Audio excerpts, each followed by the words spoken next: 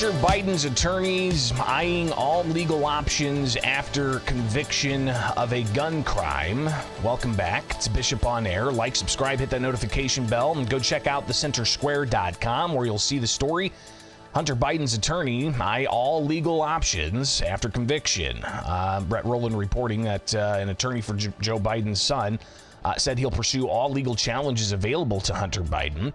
A Delaware jury convicted Hunter, 54 years old, of 3 felonies related to his use of crack cocaine while buying and owning a gun. Abby Lowell said that we are naturally disappointed by the verdict. We respect the jury, and we have done all this throughout the case. We'll continue to vigorously pursue all legal challenges available to Hunter, he said. Though all he has been through in his recovery, including this trial, Hunter has felt grateful and blessed by the love and support of his family. So they'll be looking at all kinds of different options afforded to him.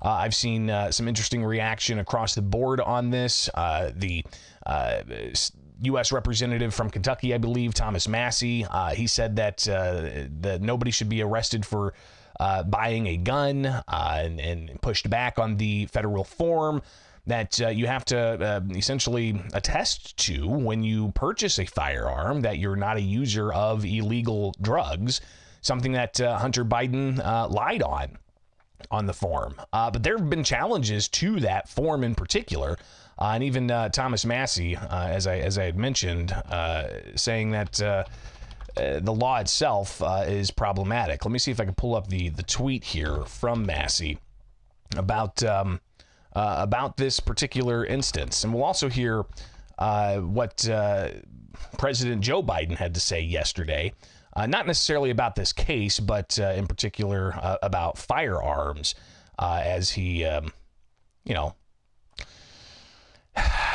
addresses moms demand action. So here's Thomas Massey's statement. Hunter might deserve to be in jail for something, but purchasing a gun is not it. There are millions of marijuana users who own guns in this country, and none of them should be in jail for purchasing or possessing a firearm against current laws.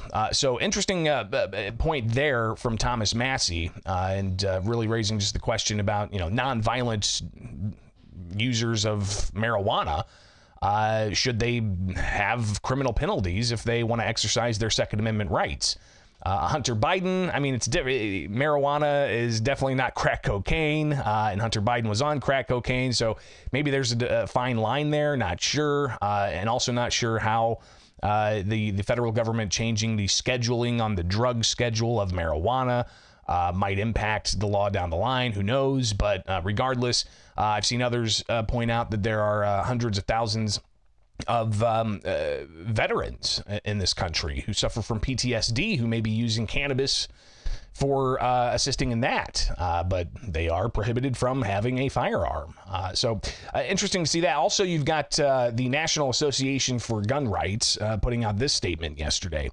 It says, for decades, the Gun Control Act and the National Instant Background Check System have functioned to strip gun rights from millions of Americans without due process. These same gun control laws which Hunter Biden's guilty of violating are the same laws now being abused to federally bar Donald Trump from possessing a firearm for the rest of his life.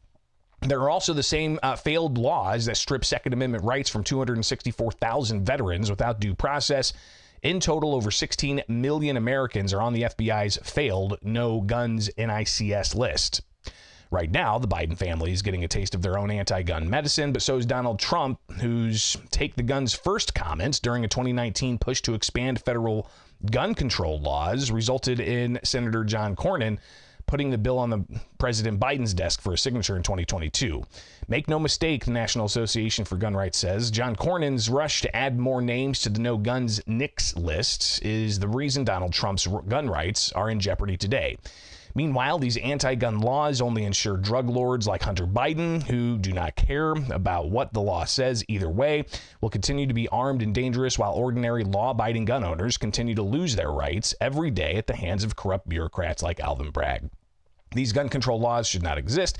This should be a wake-up call for the entire Republican Party and GOP lawmakers to stop abandoning the Second Amendment. And it goes on to talk about the National Association for Gun Rights calling on Trump Speaker Johnson and Senate Leader McConnell and Cornyn to publicly embrace a repeal of the GCA and nix failed federal gun control laws once and for all.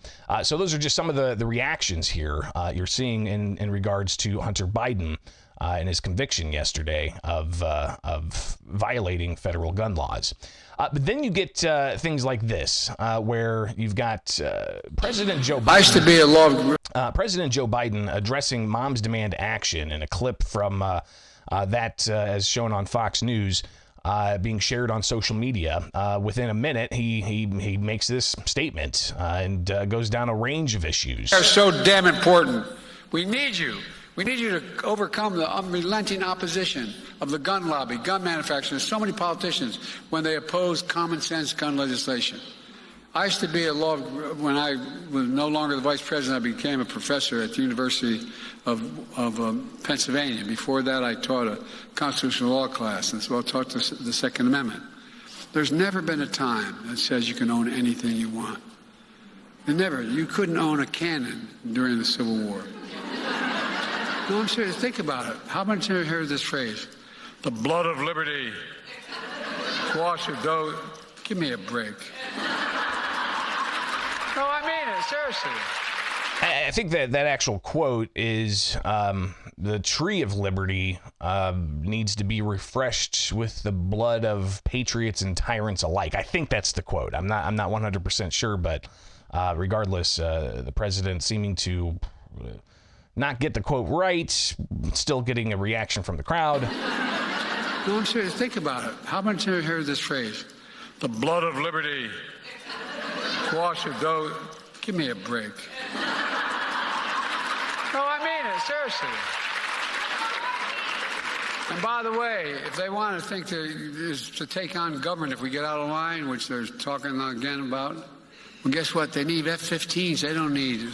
So again, the president using a line that's been used before by gun control advocates to those who say the Second Amendment is about keeping tyranny in check. You've got people saying, well, we've got drones. The government's got drones and F-16s, and if you want to try to keep tyranny in check, you're going to need F-16s. Well, it's a really interesting rebuttal, but obviously President Joe Biden making that statement after his son was convicted of gun crimes. President Biden speaking to Moms Demand Action. So those are just some of the various reactions there are to this particular story. And I imagine you could see an appeal. You could see other actions in regards to this, but clearly that's got a lot of people's attention this morning as we break down some of it for you with Bishop on Air. Like, subscribe, hit that notification bell, and join us each and every weekday morning here with Bishop on Air.